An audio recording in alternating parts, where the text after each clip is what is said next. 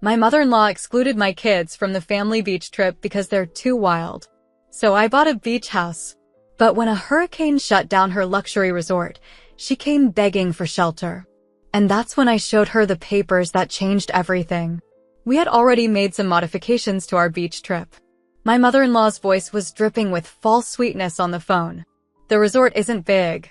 And, well, with your three so energetic, we think it would be best if they skip this one.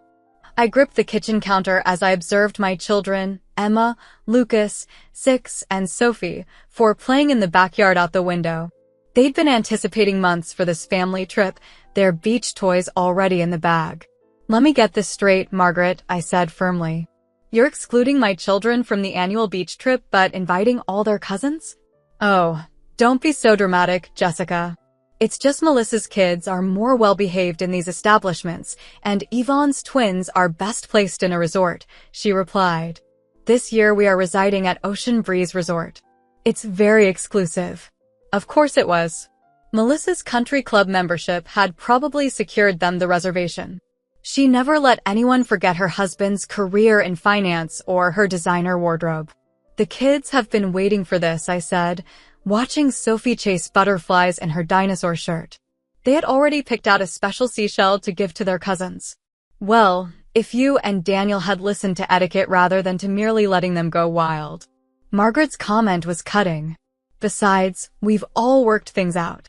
Melissa's girls need their own suite, and Yvonne's twins were assigned an ocean view room. There just isn't room." I recalled our summer beach trip last year, how my kids were picking up after lunch without being asked to, while their cousins were playing games on tablets. How Emma offered her beach toys to everyone freely, and Lucas helped his little nephew overcome his fear of the waves. "Does Daniel know anything about this decision?" I asked, turning to my husband. "Oh, he understands it's for the best. Ocean Breeze Resort has an image to maintain." Then, out of the blue, I heard laughter outside. Lucas had turned on the sprinkler, and the three of them were running through it with raw, unself-conscious joy. No designer clothes. No stodgy etiquette. Just unadulterated happiness. "You're right, Margaret," I finally said. "Ocean Breeze Resort does have standards. And, thank goodness, so do I."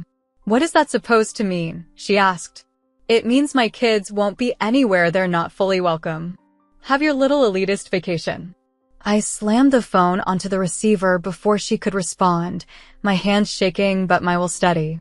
Outside, the kids kept playing, happily unaware that their grandmother had just made them unwanted guests at a family vacation. That night, after the kids were in bed. After the children had gone to bed, Daniel found me at the kitchen table. A look at my face informed him that I was angry. "Your mother called," I told him quietly. "She invited our kids over for the beach vacation. Ocean Breeze Resort is too upscale for kids who actually act like kids, I suppose." His eyes blackened. "She what?" he growled. "Oh, but Melissa's cute little princesses and Yvonne's twins can still attend," I added, not being able to keep the bitterness from my tone. "They're appropriate for the resort." "I'll talk to her," Daniel started to say, but I shook my head. "No. I'm done trying to win your family's approval for our children to like them for what they are. They're kind, happy, and perfectly well-mannered. If that's not adequate for your mother's favorite resort vacation spot, then we'll make our own." Daniel paused for a moment, then queried, "What are you doing?" I produced my laptop and opened a website I knew so well. "Do you remember that cute beach house we saw last year?" I asked. "The one on Gulf Shore? It's still for sale." "Jessica, that's a huge investment," he said. "You see that inheritance I got from my grandmother? I've been holding on to it for something special. And what could be more special than showing our children that they don't need anyone's approval to be worthy of great things?" As I browsed pictures of the adorable but humble beach home, I recalled Margaret's condescending tone, Melissa's sneer, and all the ways Daniel's relatives had made our children feel inadequate. Furthermore, I went on with a small smile. Gulf Shore is famous for sea turtle nesting season. The children would just love that so much more than some elitist resort. Daniel looked at the photographs, then at me. "Seriously?" he asked. "I'm dead serious," I told him. "Let them have their little exclusive resort. We'll make something better, memories our children will always hold dear, in a place where they'll never feel they need to apologize for being who they are. What I hadn't told Daniel was that I had already studied the summer weather patterns. Ocean Breeze Resort rested on a part of the coast renowned for hurricane susceptibility. Gulf Shore, which was behind a natural barrier island, was a lot safer. But that would be their worry to contend with later. As I sent off an email to the agent requesting to be taken on a tour, my phone beeped with a text message from Margaret. "I hope you'll see this as best. The resort has just the most lovely etiquette classes for the other children," it read. I didn't reply. Rather, I looked at the pictures tacked to our fridge, Emma helping out at an animal shelter, Lucas grinning at his crazy art show, Sophie holding a jar of bugs she'd caught. My untamed, wild, wonderful children. My untamed, wild, wonderful children were owed far better than to be locked out by their own family. Margaret could have her clubby resort vacation. We were about to create something more valuable, a place where our children would never be forced to keep their light hidden from anyone. I didn't know, though, that summer had yet another surprise for all of us. The beach house sale happened faster than we expected. Early in June, we had a cozy 3-bedroom home in Gulf Shore, which was just above the water. The excitement on the kids' faces when they saw their new summer home made every penny worth it. "Can we see the sea turtles from here?" Emma asked, pressing her face against the window of what would be our shared bedroom. "Better than that," I grinned. "There's a sea turtle conservation program where kids can help monitor the nests. I already signed you up as junior volunteers." Their expressions were one of pure joy, the sort that no luxury resort could ever match. Meanwhile, little pieces and details of the family's luxury vacation schedule continued popping up in group chats I was still not excused from. Melissa posted photos of specially crafted resort apparel for her girls. Yvonne sent out screenshots of Ocean Breeze Resort's excessive luxuries. And, of course, Margaret wouldn't stop bragging about private cabanas and white tablecloth dinners. "Did you catch Mom's latest post?" Daniel asked one afternoon as we painted the kids' room a vibrant seafoam green. "They hired an etiquette teacher to give the cousins before the trip," he explained. I groaned. Heaven forbid a child uses the wrong fork for eating sandcastle-constructed snacks. The first sign that karma had something planned came in mid-June, a brief weather alert about out-of-pattern storms forming in the Atlantic. I saw Margaret's worried posts regarding an early hurricane season, but she quickly dispelled all of our worries that Ocean Breeze Resort had excellent indoor activities. We spent our weekends getting the beach house ready, letting the kids pick out decorations and paint seashells to hang on the walls. Standing at the window after hanging up the phone with Margaret, I looked out at the kids still playing in the sprinkler. The evening breeze rustled the curtains softly, and for a fleeting moment, I let myself get lost in wondering how we arrived at this place. It hadn't always been so. There had been a time when Margaret was different, softer, not so fixated on appearances. The transformation began slowly after Melissa wed the banker. That evening, while Daniel and I completed the final details on the purchase of the Gulf Shore house, an unexpected text from Teresa, the former housekeeper of Margaret's, came into my phone. Teresa worked for the family for over 20 years before getting abruptly dismissed a year ago. "Jessica, there's something you should be aware of your mother-in-law and Ocean Breeze Resort. Not all what it appears." The text made me anxious. Teresa was always a secretive and good woman. Writing to me after all this time seemed sinister. I chose not to inform anyone of this, rather getting myself occupied with decorating the new beach house for the children. A week later, rummaging through the buying papers to try and make sense of it all, I noticed a yellow letter stuck between the papers. There were some old photographs of Ocean Breeze Resort, dated 25 years ago. In one, I noticed Margaret standing beside a man who was not my father-in-law. They appeared very close. The photograph was stamped with a handwritten note. Summer 2010. Grand opening. My mind began connecting dots I never knew existed. Margaret's recent obsession with the resort. Her insistence on holding my children back. Teresa's note. There was something more here, a secret story waiting to be uncovered. I slid the photos into my desk and promised myself to investigate further. For now, we had a house to prepare and 3 kids thrilled about their very own beach getaway. But as I watched Daniel addressing invitations, I could not help but wonder, how many secrets was his family keeping? And how long before they all fell apart? I was brought back to reality by the children's laughter. Emma had found a seashell in the garden and was convinced that it was a magical treasure from the ocean. Her innocence reminded me why we were doing this. Some treasures, I thought, were far more valuable than any membership in an elite club. What I did not realize then was that the yellow envelope was merely the beginning of a series of revelations that would shake the very foundations of our family. And that the hurricane which was raging towards the shores of Ocean Breeze Resort would bring along more than its destructive winds. The move to Gulf Shore was underway when I received yet another message from Teresa, this time an audio note. Your mother-in-law wasn't always like this, Jessica. She changed after the accident at the resort 15 years ago. Ask her about Mark Vaughn. The name sounded familiar. I dug through Daniel's old files and found a yellowed newspaper clipping. Mark Vaughn was Ocean Breeze Resort's original structural engineer, but he died under mysterious circumstances during construction. The article had briefly mentioned that he left the project incomplete and a widow bereaved. As I was organizing the new kitchen, Melissa appeared at our door uninvited. Her usually flawless face was lined with concern. Can we speak? She asked, glancing nervously over her shoulder. The kids were on the beach playing with Daniel, so I invited her in. There's something you need to know, she began. She began to speak, her hands trembling as she clutched her coffee cup. Mom, Margaret, she's not who everybody thinks she is. Ocean Breeze Resort, there's a reason she's so obsessed with it. Melissa didn't get to continue before her phone rang.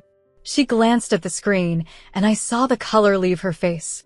I have to go, she said, getting up and leaving her half-consumed coffee on the table. In her rush, a small envelope dropped out of her bag and onto the floor. I bent down to retrieve it to return it to her, but she had already rushed out the door to her car. There was an old photograph in the envelope. A younger Margaret smiled beside Mark Vaughn, holding what appeared to be blueprints of the resort. The date on the back matched the months leading up to the engineer's death. I researched more on Mark Vaughn that evening after the kids were asleep. His death was murky news, a construction inspection accident. Something didn't add up, however, in the timing.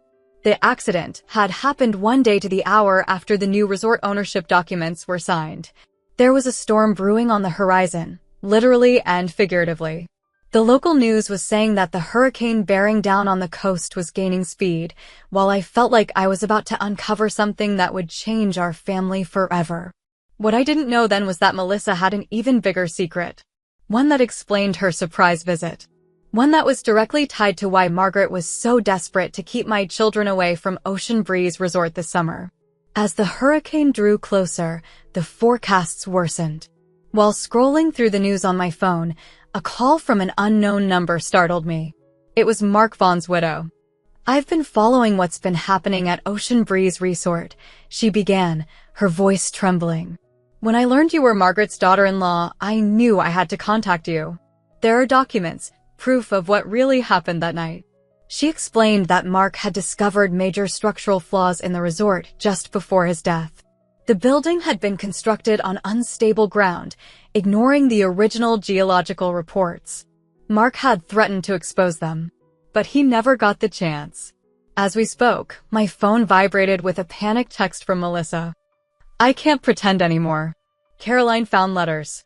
Love letters between Mom and Mark. They're dated right up until the day he died. The pieces of the puzzle were finally starting to fit. Margaret's obsessive devotion to the resort. Her complete personality transformation. The suspicious timing of Mark's death. But there were still too many variables. That afternoon, as we were preparing the house for the storm, Daniel found an old box in the attic. Inside, there were more photographs and documents relating to the resort, including a technical report with the signature of Mark Vaughn.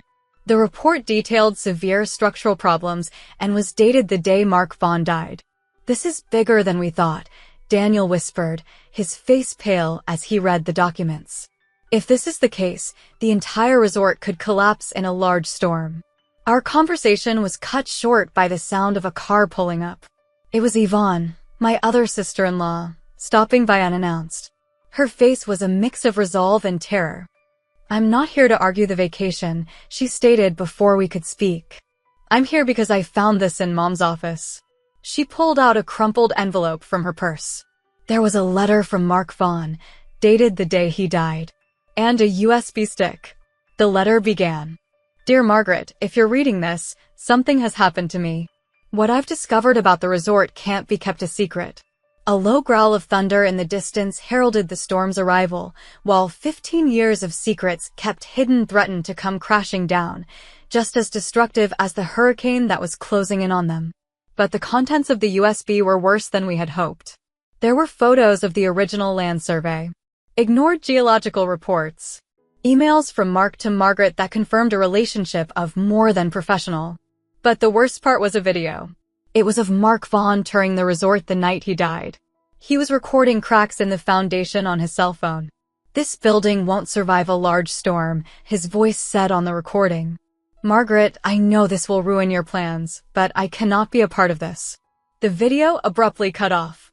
As we processed what we had seen, the hurricane intensified. My phone rang, emergency alert. Ocean Breeze Resort was being evacuated. Severe structural damage had been discovered by the authorities. "Where's Mom?" Daniel insisted, frantically dialing Margaret's number. She wasn't answering. A few minutes later, Melissa burst in, soaked from the rain.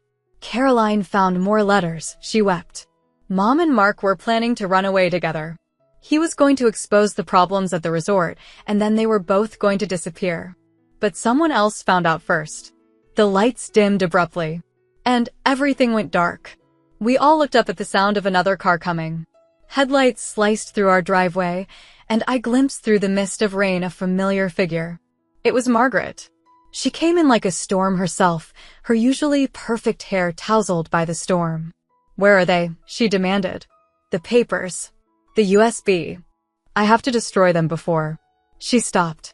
Her eyes widened when she saw all of us seated around the table. The evidence lay before us. Her expression transformed from anger to horror as she watched the video of Mark Vaughn on my laptop. "You don't understand," she whispered, her voice cracking. "I didn't want this. He was going to ruin everything, our plans, our future." A thunderclap resounded through the house, and my phone vibrated with an emergency alert at that exact moment. The emergency alert sliced through my phone screen. The east wing of Ocean Breeze Resort was collapsing. Margaret's eyes teared up as she stared at the screen. "I should have listened," she whispered. Mark was right. He was always right. Yet there were even more surprises to follow. The sound of another car pulling up made us all turn toward the window. I watched in surprise as a familiar figure emerged from the stormy night. Someone we believed was dead for 15 years. "Mark." Margaret's voice broke as the man stepped into our living room, rainwater dripping from his coat. But it wasn't Mark Vaughn. It was his twin brother, Anthony Vaughn. "I've been following you for 15 years, Margaret," Anthony said, his voice resentful, waiting for the right moment to reveal the truth. He pulled a worn notebook from his bag. "Mark's diary. My brother did not die in an accident," Anthony said. "I found him that night when sorting through papers. He had confessed it all, the unstable ground, the safety reports he had disregarded, his plan to elope with you. He begged me to help him do the right thing." Margaret collapsed into a chair, her haughtiness dissipating. "You don't understand," she whispered. "I loved him. And that is why you let him die?" Anthony's voice cut through the wail of the storm. "When he fell over during that inspection, you were there. You could have called for help. Instead, you took the papers and went away." There was silence in the room, a deaf, total silence. The children slumbered above, unaware of the deceit and betrayal unfolding. Regret sat on Margaret's face. "I've lived with the guilt day by day," she confessed, tears streaming down her face. "That's how I got stuck on the resort, with perfection, with control. If only I could maintain everything perfect, perhaps I could put it out of my mind." "And that's why you kept my kids out?" I charged, finally jolting the last piece of the puzzle into place. "Because they make you think about the freedom you gave up? The life you might have lived?" Margaret nodded slowly. Seeing them so wild, so authentic, reminded me of Mark. Of the person I once was when I was with him. And I couldn't stand it. A deafening, abhorrent crack ripped the moment in two. The unmistakable ring of ocean breeze resort giving into the fury of the hurricane. On TV, live footage showed the upscale resort collapsing, unleashing 15 years of guilt and shame. But the real tempest was only beginning. Anthony had a final revelation, one that would irrevocably alter the course of our family's life. Mark left something more, Anthony announced, pulling out a parchment yellow envelope from his pocket. His true will, signed on the date he passed away. He had left half his stakes of Ocean Breeze Resort to his unborn child. The room fell into stunned silence. The only sound was the screaming wind outside. Everyone looked at Melissa, whose face had gone deathly white. "No," Margaret whispered. But her answer told us that she did know. "Yes," Anthony said. "Mom," Melissa interrupted, weeping. "Caroline is not Robert's daughter. She's Mark's." The revelation hit like lightning. Margaret's obsessive need to control Caroline, to mold her into a flawless person, it all now fit. She wasn't just her granddaughter, she was the last piece of Mark Vaughn that remained. "That's why you wanted so badly to spend the summer at the resort," Melissa continued. "You knew the structural issues would worsen with the hurricane. You wanted to be rid of the last vestige of your secret." The storm outside was raging at its height. Through the windows, we watched the waves crashing against the shore in angry turmoil. And then, piece by piece, Ocean Breeze Resort, a testament to 15 years of secrets and guilt, crashed into the sea. "I'm sorry," Margaret sobbed, collapsing completely. "I'm so sorry." And then we heard footsteps coming down the stairs. Emma, Lucas, and Sophie came down in pajamas, eyes wide with fear at the storm. Without hesitation, they ran to Margaret, carrying with them the kind of comfort only children can bring, sheer, unconditioned, uncritical. "Grandma, don't cry," Sophie exclaimed, wrapping her arms around her. "We can share our seashells with you." That pure, simple act of love broke the last barrier around Margaret. She spread her arms to her grandchildren, children she had previously rejected for being too similar to the man she had lost. "These kids," Anthony whispered. "They have his same free spirit. He'd have been so proud of them." Throughout the weeks that followed, as the coast recovered from the hurricane, our family also did, starting its healing process. Margaret confessed to the authorities and accepted what was her due. Caroline finally received the truth from her father and found comfort in the letters and videos Anthony had preserved. The Gulf Shore home became our real family haven. A place where appearances didn't matter. Where children could be children. Where secrets of the past gave way to honesty and acceptance. On the last day of summer, I watched my family clustered on the beach. Margaret building sandcastles with her grandchildren. Melissa and Caroline trading tales of Mark. The children running loose down the beach. And I understood, some hurricanes, as destructive as they are necessary. They blow away the past and make room for new beginnings. And there, on the ocean that had witnessed so much pain and so many secrets, my family and I finally found where we belonged. Not to an exclusive resort, but to a home where we could all be precisely who we were meant to be.